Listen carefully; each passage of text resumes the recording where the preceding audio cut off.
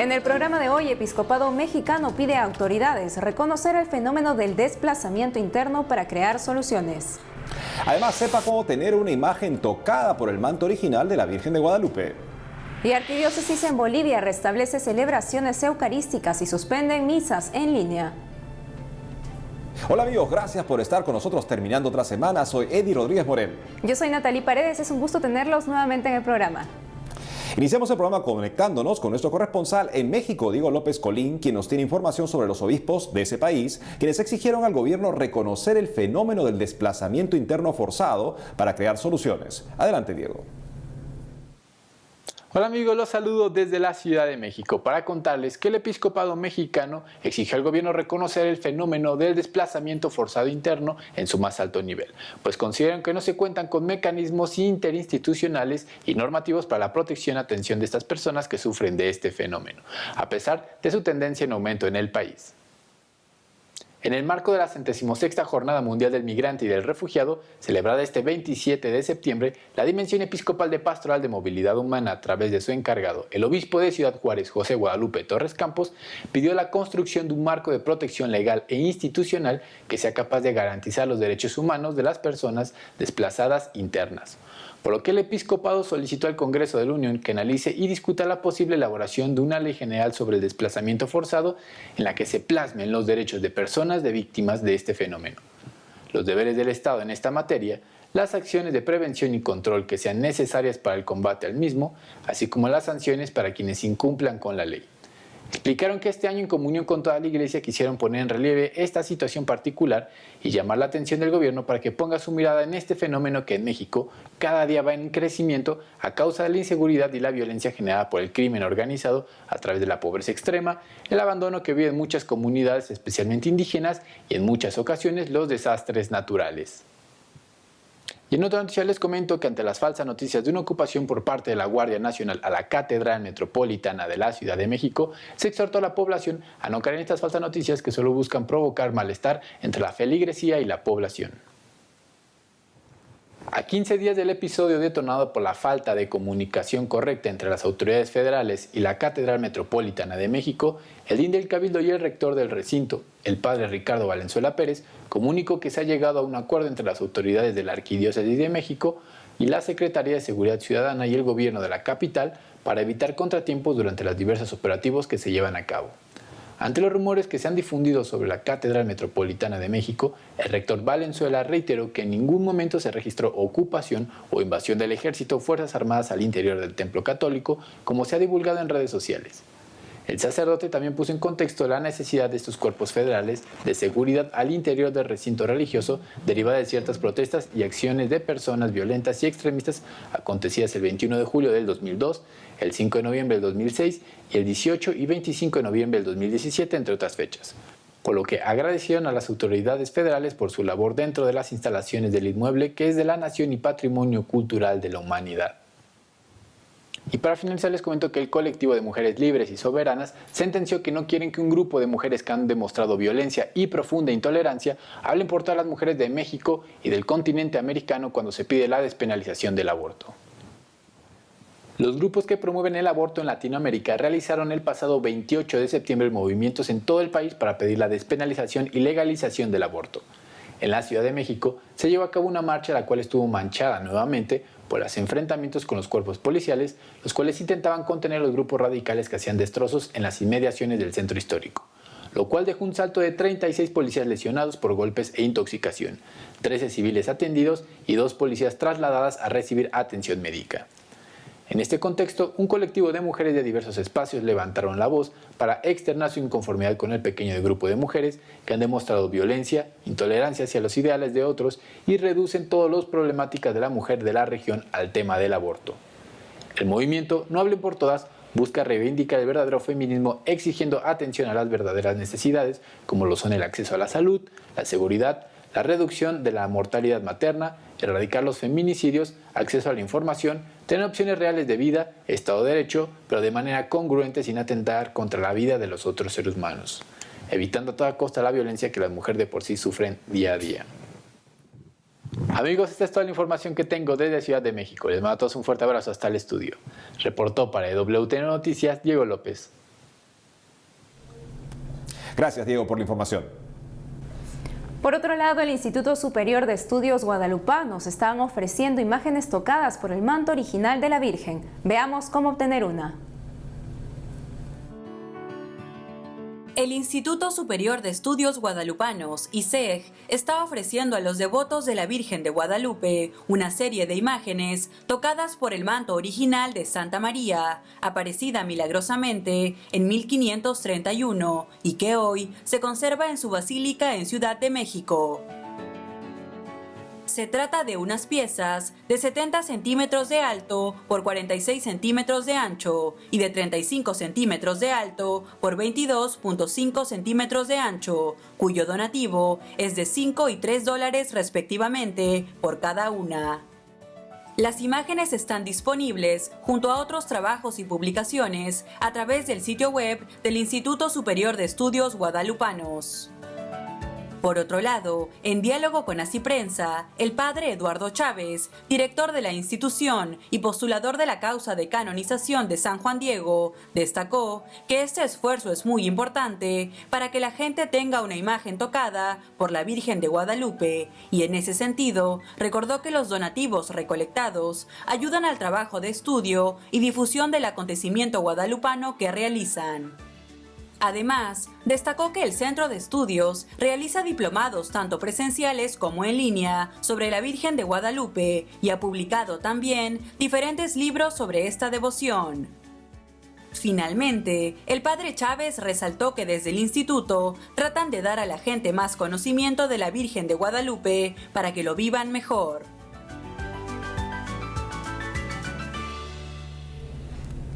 Ahora nos vamos hasta Denver, donde se encuentra nuestro director de noticias, Alejandro Bermúdez, que nos comentará sobre la victoria temporal que logró el arzobispo de San Francisco en el estado de California, Estados Unidos, para que los fieles puedan volver a misa. Adelante, Alejandro.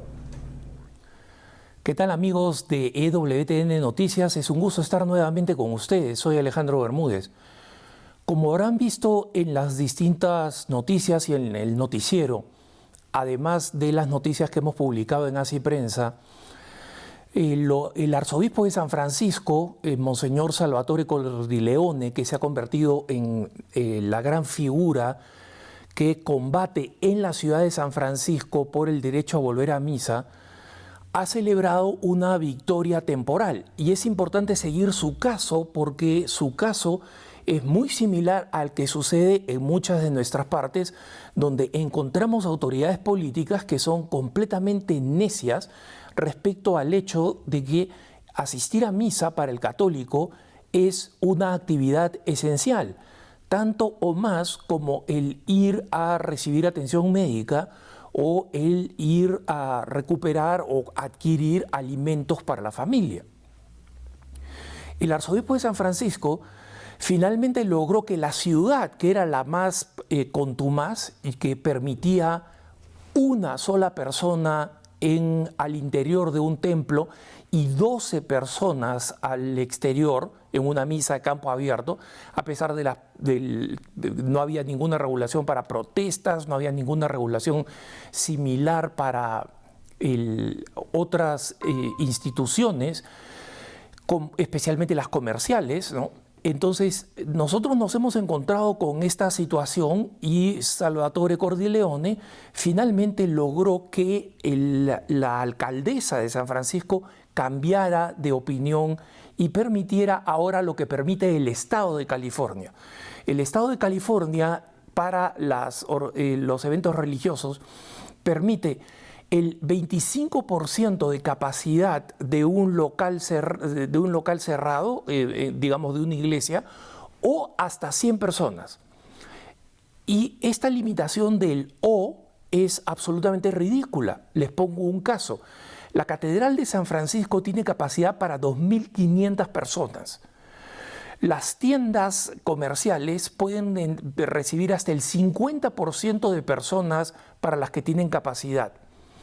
Pero por esta norma del "o" hasta 100 personas, resulta que en esta catedral gigantesca y en otros templos enormes solamente pueden entrar hasta 100 personas. Y ese es el siguiente paso, ya no solo del arzobispo Cordileone, sino de todos los obispos de California, que son muchos, y que tienen otro líder muy importante en Los Ángeles, el arzobispo José Gómez. Entonces, vamos a seguir informando sobre esta batalla, hermanos, porque no es una cosa aislada de California, donde tenemos muchos televidentes y radioescuchas, sino que es un problema regular, constante, en el que los católicos seguimos enfrentando esta discriminación de autoridades completamente seculares que están convencidas que ir a misa es una cosa bonita, plausible, cualquier adjetivo positivo menos esencial. Y para los católicos sí es esencial y las autoridades tienen que comprender.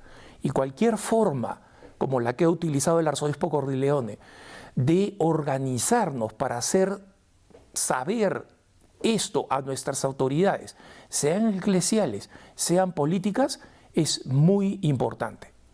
Los dejo en compañía de la mejor información, EWTN Noticias. Gracias, Alejandro. Continuando con las noticias, les contamos que una arquidiócesis en Bolivia restableció las celebraciones eucarísticas. Veamos. En una carta dirigida al clero, el arzobispo de Santa Cruz de la Sierra, en Bolivia, Monseñor Sergio Alfredo Gualberti, anunció la suspensión de las transmisiones en línea de las misas y el restablecimiento de la celebración eucarística en los templos. A través de la misiva, el prelado expresó que después de meditarlo y consultarlo con sus hermanos obispos, tomó la decisión de que las celebraciones eucarísticas transmitidas por las redes sociales en su arquidiócesis queden suspendidas desde el 1 de octubre. No obstante, pidió que se facilite la participación de los fieles, restableciendo las misas en los horarios de la tarde, dado que las normas de la cuarentena ahora lo permiten. Asimismo, recalcó que para aquellas personas que están impedidas de asistir a la iglesia y buscan cumplir con el precepto dominical, se mantendrá la habitual transmisión televisiva desde la catedral los domingos y la transmisión por radio todos los días. Finalmente, Monseñor Sergio Gualberti agradeció sinceramente los esfuerzos y sacrificios realizados por los sacerdotes, animándoles a retomar con entusiasmo y generosidad las actividades pastorales y la labor evangelizadora en sus respectivas comunidades parroquiales.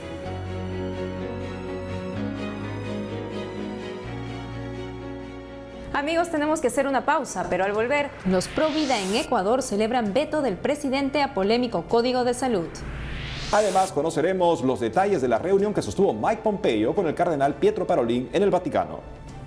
Ya regresamos con más información en EWTN Noticias.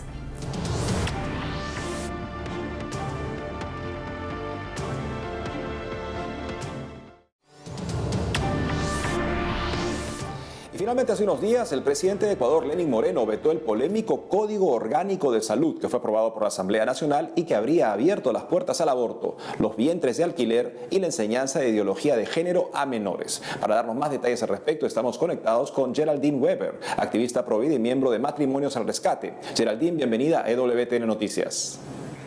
Así es, muchísimas gracias. Para mí es un privilegio compartir con la familia de EWTN Noticias. Un saludo desde la mitad del mundo, Ecuador. Ecuador está de fiesta porque se ha hecho lo correcto. Se han salvado muchísimas vidas al vetar totalmente el Código Orgánico de la Salud. Nosotros como Matrimonios al Rescate, que representamos a muchas familias en el Ecuador, nos hemos organizado para no solamente darle gracias a Dios, también a nuestro presidente, y salimos a las calles en una fiesta cívica con bailes folclóricos, la familia ecuatoriana unida, a pesar de que habían protestas, nosotros firmes, realmente contentos por lo que ha suscitado. ¿Qué era este Código Orgánico de la Salud? Bueno, en el artículo 201 era abrir la puerta al aborto. Era bajo cualquier emergencia obstétrica la mujer podía tener un aborto sin derecho a la objeción de conciencia de los doctores, o sea que los doctores también estaban penalizados si no practicaban el asesinato de criaturitas en el vientre. También estaba la ideología de género y la impulsación de la operación, cuando un niño es menor de edad, a la asignación de sexo. Esto es una práctica macabra, que un niño de 11 años pueda decidir sobre su cuerpo, amputarse un órgano y que lo pague el Estado. y que sin el consentimiento de sus padres. También está la educación en la primera infancia de ideología de género de 1 a 7 años, cuando sabemos que los valores y los principios de la familia creyente, de la familia ecuatoriana, no son negociables y que no debe ser un Consejo Nacional de Género que eduque a nuestros hijos. El Código Orgánico de la Salud tenía muchísimas incoherencias, por eso se cayó. Porque si bien es cierto, en el artículo 49 estipulaba la ley que se protege, se defiende la vida desde la concepción. Yo les había dicho que en el artículo 201 se abre la puerta al aborto. Y esta fue la razón por la que muchos padres de familia, muchos grupos, doctores, médicos, abogados, creyentes, evangélicos, católicos, nos reunimos en clara protesta. Salimos a marchar a las calles, conseguimos más de 100.000 firmas, se las llevamos al presidente. Hicimos 2 caravanas en las que salíamos con un tema musical que le pedíamos, señor presidente, vete el Código Orgánico de la Salud, e incluso elaboramos una alegoría de un bebé grande, que era el bebé símbolo de todos esos bebés que el día de hoy van a poder ver la luz. Realmente ahora falta derogar la tabla de drogas, ahora esa va a ser nuestra siguiente lucha, porque cuando se abrió la puerta a la dosis personal de drogas se perdieron muchísimos jóvenes y nosotros estamos a favor de la vida de todos. Vamos a luchar por sus derechos y vamos a pedirle al Señor que nos guíe y nos instruya en este camino. Finalmente, Geraldine, ¿nos podrías comentar qué acciones planean seguir realizando a favor de la vida y la familia con su organización Matrimonios al Rescate? Nosotros desde Matrimonios al Rescate hemos comprendido que la familia es la primera escuela de valores. Si nosotros forjamos padres sanos, madres y padres que puedan reconciliarse, perdonarse, fortalecer la estructura familiar, que es el diseño de Dios, hombre y mujer, como el Señor nos diseñó para la procreación, nosotros sabemos que van a haber niños que no van a sufrir de disforia de género, de bulimia, de anorexia, de suicidio, de depresión, que son las causas que padecen por falta de la paternidad. La ausencia de un padre ahora es fundamental y hemos podido observar que estas corrientes feministas apuntan hacia eso. Hay una clara batalla hacia la paternidad. Nosotros debemos fortalecer nuestros hogares, fortalecernos tanto como padre y madre para cumplir el plan de edificar nuestros hijos de forma saludable, que no se pierdan con toda esta corriente del mundo, que vemos que hay una corriente del mundo que está poniendo en riesgo la educación de nuestros niños, que pone en riesgo el núcleo de la familia, que pone en riesgo la vida. Geraldine Weber, gracias por habernos acompañado ahora en EWTN Noticias. Muchísimas gracias por la oportunidad. Un fuerte abrazo en Cristo Jesús a todos los que son parte de la familia de EWTN Noticias. Gracias nuevamente, Geraldine. Continuando con las noticias, les contamos que el secretario de Estado del Vaticano, Pietro Parolin, se reunió con el secretario de Estado de los Estados Unidos, Mike Pompeo. Conozcamos los detalles.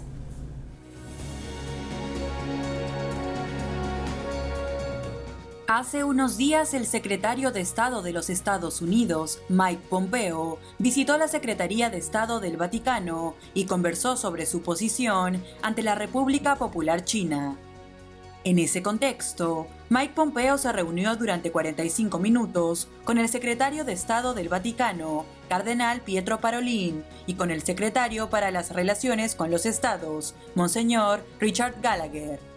Según informó el director de la Oficina de Prensa de la Santa Sede, Matteo Bruni, durante el encuentro, las partes presentaron sus respectivas posiciones sobre las relaciones con la República Popular China en un clima de respeto y cordialidad, y además conversaron sobre algunas zonas de conflicto y crisis, particularmente sobre el Cáucaso, el Oriente Medio y el Mediterráneo Oriental. Cabe resaltar que el cardenal Pietro Parolin indicó que la razón por la cual el Papa Francisco no recibió a Mike Pompeo se debe a la disposición del Santo Padre de no atender personalidades políticas en vistas a elecciones.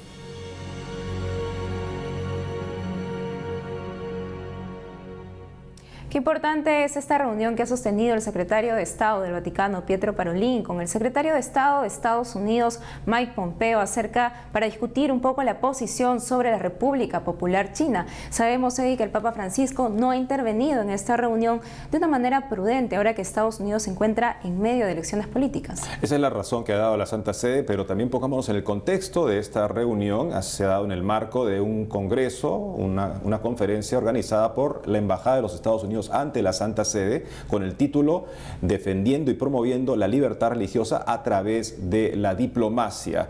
También cuenta, digamos, parte de la situación es que el secretario de Estado estadounidense ha publicado un artículo en una principal revista de religión en la esfera pública en los Estados Unidos en la que insta al Vaticano a estar a la altura de la responsabilidad moral que se espera de ella justamente en sus relaciones con China, advirtiendo que las dictaduras que oprimen y persiguen de una manera tan brutal, en este caso a todas las religiones, como es el gobierno comunista chino, se amparan en la falta de comentario y en que pasen desapercibidos sus crímenes. Evidentemente la Santa Sede no ha querido tomar posición sobre China, no ha querido manifestarse al respecto en el marco de esta conferencia y se ha limitado a manifestarse solamente sobre la libertad religiosa en Occidente, lo cual sí deja muy claro que hay una división bastante clara entre la posición de Estados Unidos a favor de que se hable claramente sobre la persecución religiosa en China y la posición del Vaticano que prefiere evitar el tema en el marco de las negociaciones con ese país. Eddie, sabemos también que ahora el presidente Trump ha manifestado que ha dado positivo junto a su familia al coronavirus. Nuestras oraciones por él y por toda su familia. Por supuesto que sí. Y en este momento nos vamos a Colombia para conectarnos con Lida Lozada, nuestra corresponsal en el país, que nos informará sobre el arzobispo de Bogotá, quien llamó a superar la enemistad social que continúa destruyendo la vida en el país. Te escuchamos, Lida. Compañeros, muchas gracias, Nati. Aprovecho para saludarte y darte la bienvenida desde la capital colombiana. A todos ustedes, estimados televidentes, quiero también saludarlos y contarles que a través de una carta pastoral titulada La enemistad social destruye la vida, el arzobispo de Bogotá y primado de Colombia, tras afirmar que en nuestro país la vida está amenazada, devaluada y herida, llamó a salir de la indiferencia superando el pesimismo y tomando un nuevo rumbo a través de la amistad social. Recordemos que precisamente la nueva encíclica que firmará el Papa Francisco mañana sábado 3 de octubre en Asís se referirá a este tema.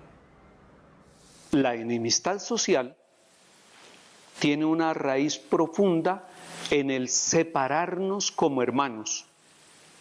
La enemistad social nos lleva a enfrentarnos y a atacar lo más sagrado que tenemos, que es el don de la vida.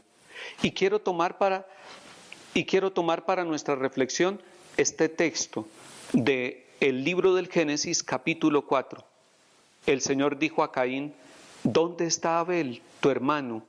Y contestó Caín: no sé, ¿soy yo acaso el guardián de mi hermano? Allí hay una fractura.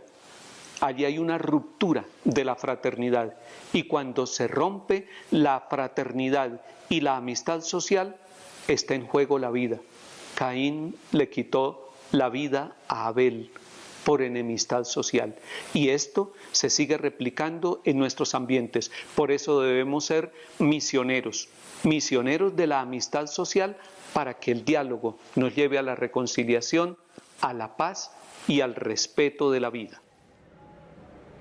Y en otras noticias, el Papa Francisco ha nombrado nuevo obispo para la diócesis de Pasto, ubicada en el suroccidente de Colombia. Se trata de Monseñor Juan Carlos Cárdenas, actual secretario del Consejo Episcopal Latinoamericano, quien hasta el momento se venía desempeñando como obispo auxiliar de Cali. Monseñor Cárdenas ha anunciado que dejará la secretaría del CELAM para dedicarse de lleno a la nueva misión pastoral que le ha sido encomendada.